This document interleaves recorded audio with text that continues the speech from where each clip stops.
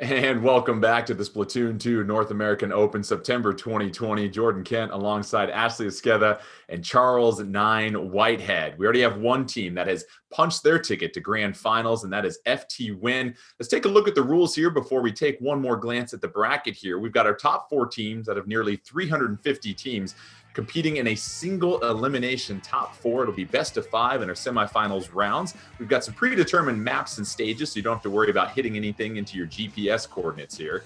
After that, we get to our grand finals, best of seven. Yeah, who doesn't love more Splatoon inking action here? We'll give you a couple more matches there. At the end of it, we'll have a victorious team where all four members will get a sweet prize package that includes a digital download for Super Smash Bros. Ultimate, Mario Tennis Aces, and the ARMS game. Let's check out that bracket here. FT Win, as we mentioned before, the class of North American competitive Splatoon play, 3-0 sweep against Sayonara. Who will face off against FT Win? Well, that'll be the winner Starburst and Supernova, who have really got some fresh faces and some reshuffling of the deck, as our man Nine talked about. And speaking of Nine, we left all of our viewers here with a bit of a cliffhanger talking about when we get to Splat Zones, Humpback Pump Track coming up here in our first matchup between Starburst and Supernova. The role of a backliner on this map, because it's a small map. Many people might think, let me get out one of those more short-range weapons, but a backliner can really change the tide of how things happen in this particular map and mode. They can, and a lot of it comes down to patience. We saw earlier that Biscuit was able to paint the map very, very well with that custom Explosher. Ice here for Starburst, maybe the only true backline main in this tournament, has really every weapon that you can imagine on the back line in his stable. So I really want to see if he's going to be the type of backliner who simply sits back and paints the zone, or if he opts to move up. I think that answer is going to depend on what his team is doing, because as a backliner, you have to move with the team and respond to what they're doing. As we get set for action here, Ashley, we've seen a couple approaches in Splat Zone. Some teams rush out there and try to grab the zone like it's a TV that's 50% off on Black Friday. Others don't mind letting the other team go ahead and take the zone and recalibrate things here. What are you seeing has worked really well so far in our first couple of matches? I think generally at the higher levels of play, we often see building up specials before taking that splat zone. So we see a lot of ink go down. If you happen to take the splat zone, great. Countdown timer begins. But a lot of times you're going to see these teams really lay the groundwork and build a foundation that's going to allow them to keep that splat zone, as opposed to just throwing your ink in there, taking it, and then all of a sudden, oh no, we're surrounded by enemy ink, and now we're going to lose it, and we've been wiped. So you're going to see a lot of preparation to take the splat zone first. And Nine, how do teams really like to secure the zone and then advance? And what I mean is, some teams will sometimes really extend beyond that zone, but on a smaller map like this, is that something you can really do, or do you need to always make sure you're nearby it on Humpback Pump Track? See, that's a very tricky question, and I think a lot of it is determined by how you took the zone. Ashley brought up a great point. These teams love to build up their specials to go in, and it's mostly because you want to take 2 or 3 members of the enemy to down, or 4 if you're really good, but you can't move up until you are certain that you have solid control of not only the zone, but in front of the zone. If you do that, it is yours for the taking to move up. So we have Supernova facing off against Starburst here. Supernova in the purple ink, Starburst, that lemon flavor in the yellow, and both teams advancing to the middle. No hesitation whatsoever, and that's going to be an early claim by Supernova. And Nine, interesting selections here on the loadout. What do you like from what you see? Well, we're already seeing another custom Explosher here. Kara's going to be playing that. You see all the way pushed back, but Ice is using the backliner with the Booyah Bomb here, the heavy remix, and it would not surprise me if he stays right here the entire time. Stay behind zone, paint it, because one bomb is enough to take away all of those that were thrown at the zone. 3 specials ready to go for Supernova. They haven't unleashed them quite yet. You see a 4-3 advantage on the map for Starburst, but Ashley, you mentioned Supernova. They're being very patient with these specials at the moment. They're being very patient. They're taking their time. They're making sure, that that ground is covered. And now they've taken away control. So they've got a penalty going, which is exactly what you want to do in this situation. Supernova claiming the zone, and now they will move forward, all 4 of them. 4-3 advantage on the map, just under 4 minutes. Plenty of time to get your splatting action on here. See Jared at the top of your screen, though, getting a critical splat, moving in and avoiding a couple of burst bombs to stay alive. So Starburst doing a fine job defensively, 9, to sort of wiggle through the offensive attack of Supernova. Yeah, it was fantastically done there, finding where the members have been maybe just a little bit too far apart. We talk so often about really working together with your team and staying within arm's reach. That gap gets smaller and smaller when you play at this level. And we see Zero here, 9, and this is one of those players that has made a couple of switcheroos on the team. Zero with a double splat to mow down a couple of members of Starburst, but Zero, one of those names that could give Supernova a chance at taking the crown. Yeah, a huge name in the Splatoon scene here. The only North American player to reach 3,000 XP in solo queue. A fantastic accomplishment, but he has been hunting for that title for a really long time. So many second places, you know he wants this today. Booyah Bomb able to claim the zone for Starburst, laying on a 37-second penalty. Go ahead and see the principle for that one. Starburst trying to build upon this lead here, Ashley. They've got 4-4 on the map, neither team with a special, so it seems like it'll come down to technical play. You Starburst, what do you want to try and do here to keep Supernova out of this zone? Well, exactly what they just did, which is they now have built up 4 specials. So unfortunately, 2 of them have been splatted. So that's so key right there. That's a key moment to me. I think if you've got your special, obviously you got to do everything in your power to keep from being taken out. And they just weren't able to capitalize on all of those specials being ready. Jared retreats back to spawn, and that'll go ahead and give Supernova plenty of real estate to work with at this point. Just 7 seconds left in the penalty. Suction bomb launcher coming out from Zero, really keeping Starburst at bay, and this seems to be a turning point here, 9. But double Booyah Bomb, still not enough, and that is a huge defensive effort by Supernova. And what a great call there to not only not get the zone taken away, it didn't even get stalled there. They got every single point they could out of that with the lead. What a great response right there, and a great adjustment to what the opponent was doing. Just a terrific match out of the gate here between Starburst and Supernova. Real back and forth battles we mentioned. $1:30 left on the clock. Starburst, 10 seconds left in the penalty. They're only 2 points away from reclaiming the lead from Supernova. Supernova, though, with 3 specials sitting on them and losing the lead to Starburst, though. So maybe Supernova being a little too patient in this situation. And now it's Starburst that's doing a good job, Ashley, of handling the onslaught. Here comes Supernova once again. I mean, Starburst, that was so close there for a second. I thought maybe they were going to take it, but no. That Supernova went and took it back, applied that penalty, and now both teams really have to do a lot of work to be able to clear that penalty out.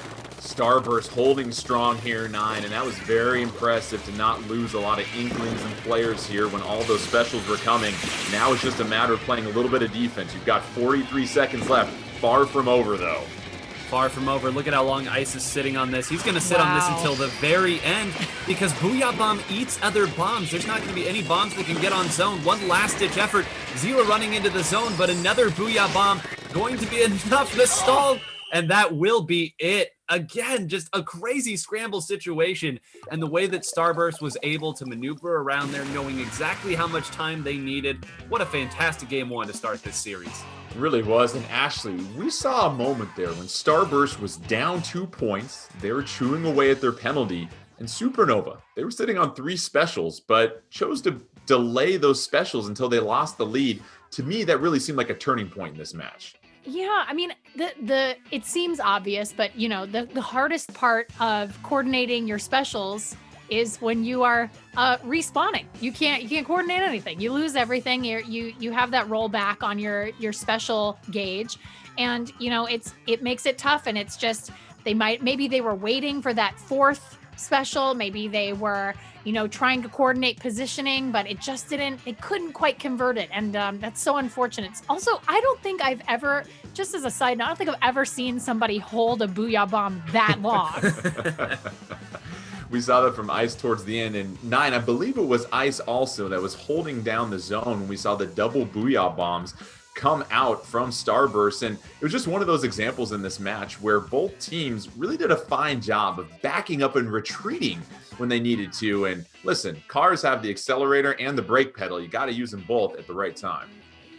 You do, and that's one of the reasons why people enjoy Splat Zones. It is by far the most explored mode in this entire game. People play it all over their entire tournaments of just that, and it's because there is that dynamism of going forward, but then also knowing how to move back, how to play patiently, how to identify specials and how close you are, and it is one of the reasons why, once again, we see a team come out on top by being able to master those concepts.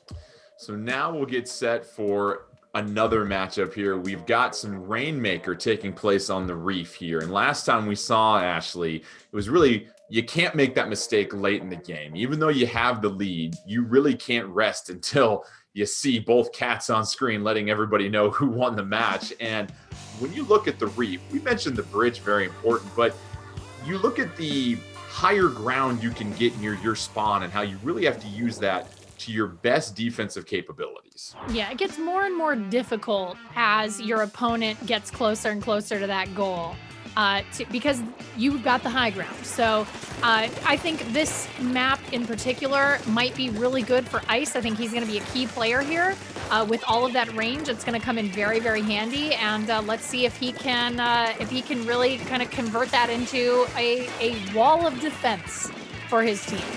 Starburst taking the first game. They have a 1-0 lead in this semifinal. Tower control on the Reef, 4:30 into this one.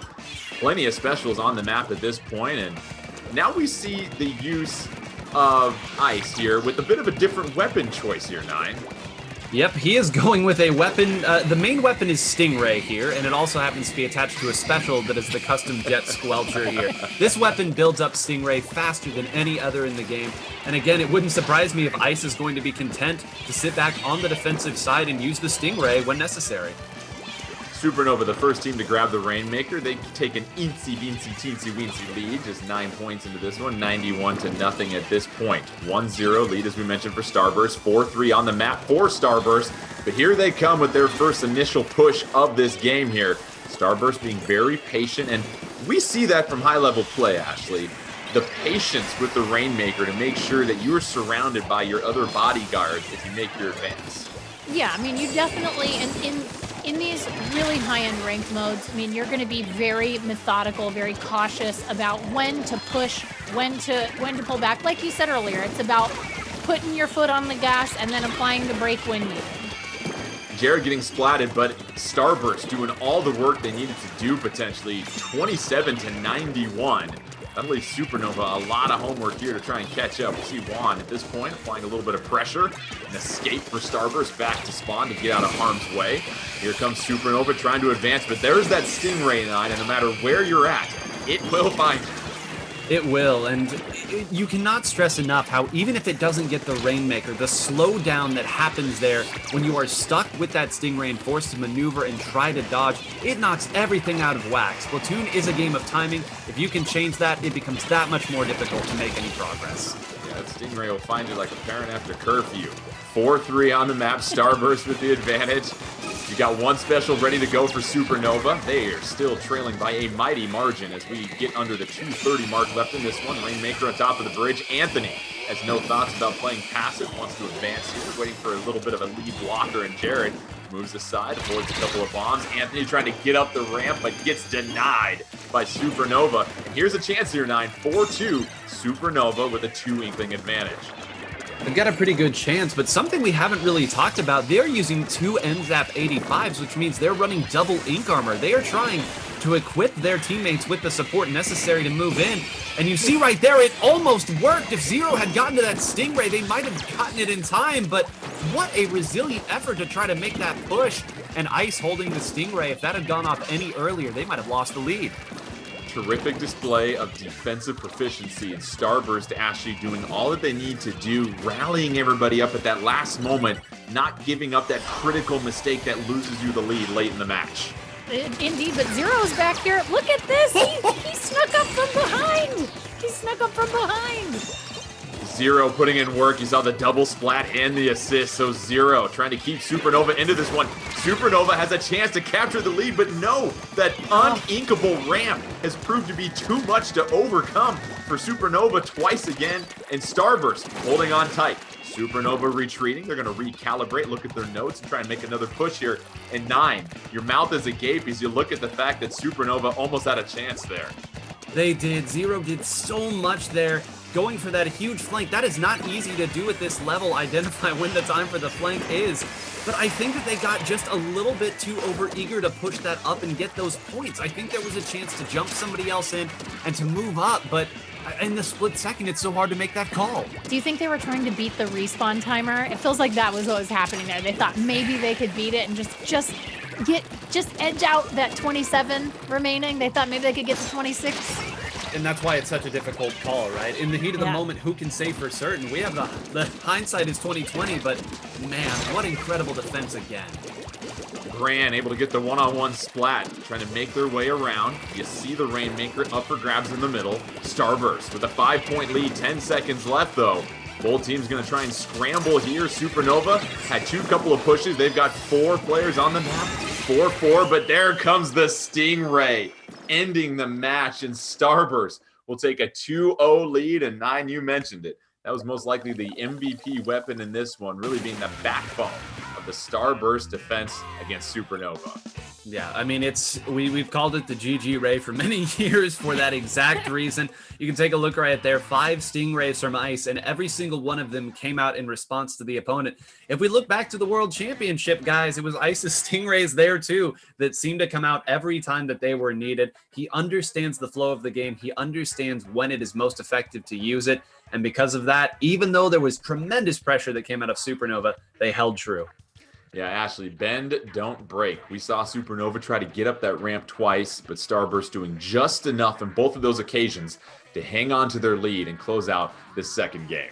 Yeah, you just saw Ice standing up on the goal, right? On his own goal. Just like, no, no, thank you. We're just gonna, you won't be walking up that ramp today. Not while I'm standing here. But yeah, I think they just tried really hard to beat that respawn timer after Zero made that clear. He did that flank. He knew he had to take out Ice, right? So he knew he had to take out that backliner. He did it, and it wasn't quite enough. The timing wasn't quite there.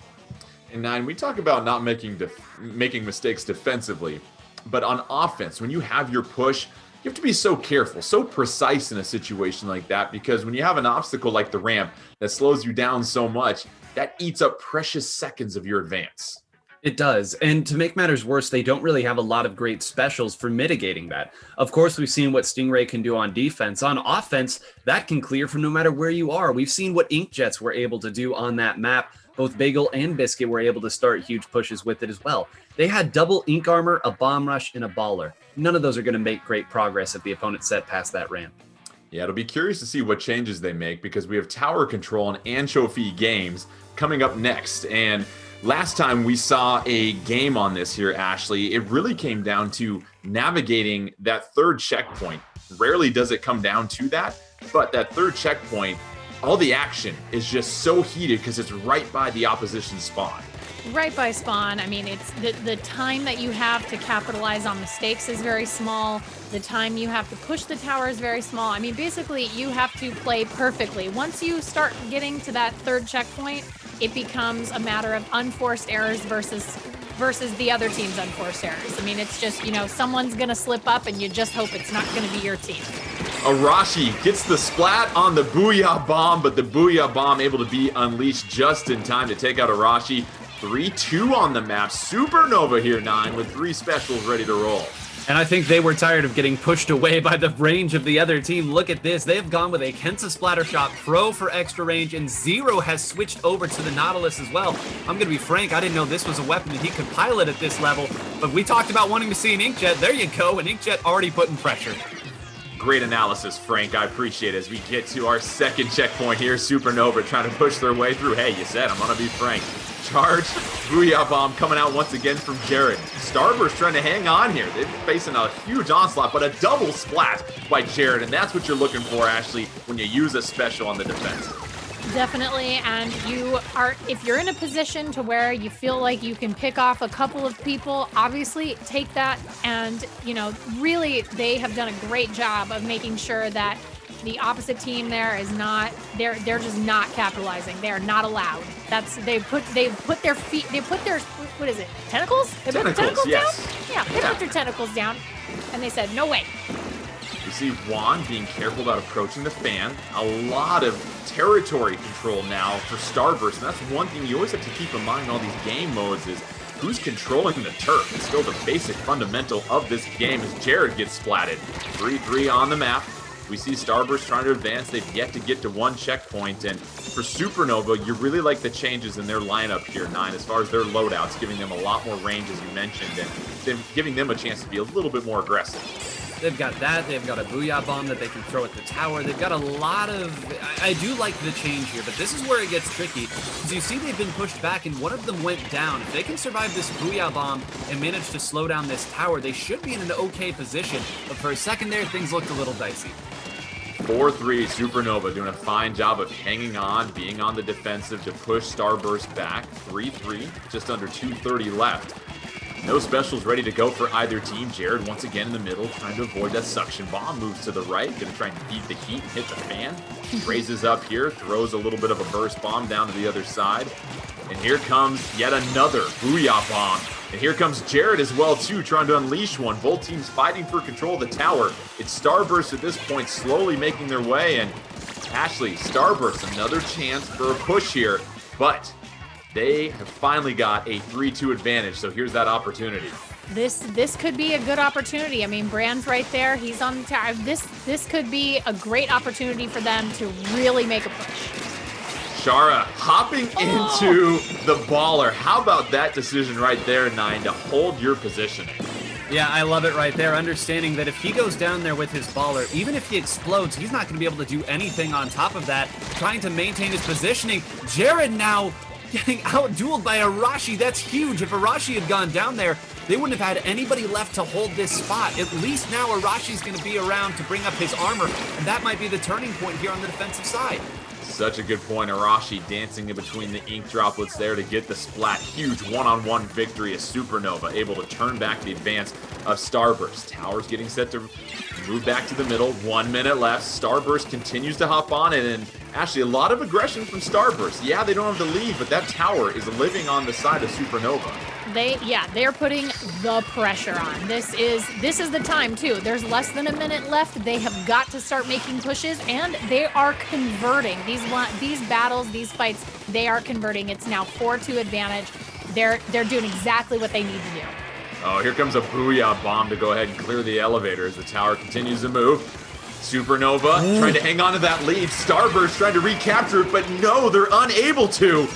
So Supernova hangs on to a 1-point lead, but Starburst claims it with 20 seconds left. Starburst, they now are trying to get past this final checkpoint. Is it gonna be a knockout? And yes, chew on that. Starburst getting the victory at the end at 9. You've always pointed out you just want to consistently push. Yes, that big push is huge, but in tower control, just constantly applying that pressure, eventually that window is going to open for you. It is going to open, and especially when, I think if we look back to when Arashi got that pick and Zero was there as well, I think that was the moment when they really could have pushed them out. Maybe they were trying to build up a special. They weren't entirely sure how they wanted to attack, but it seemed like in that moment they allowed Starburst to retool and get back up and attack. And you saw there at the end, there were 3 Booyah Bombs fired off in sequential action. And Booyah Bomb is dominant on tower. You know that the opponent's going to come to it. When you're able to fire 3 off like that, it's going to control so much space, and the opponent's not going to have a chance to push you back out. Let's go ahead and take a look at the updated bracket. Our grand finals are set. It is FT Win facing off against Starburst, 2 squads that swept their way through the semifinals. We'll get set for some best of 7 action here to determine our winner of the Splatoon 2 North American Open September 2020. We're going to take a quick break here first, though. When we return, we'll bring you grand finals action and see if FT Win can close out and add another victory to their resume, or Starburst can have one of the biggest upsets in North American Splatoon competitive history. Here today, we'll be right back.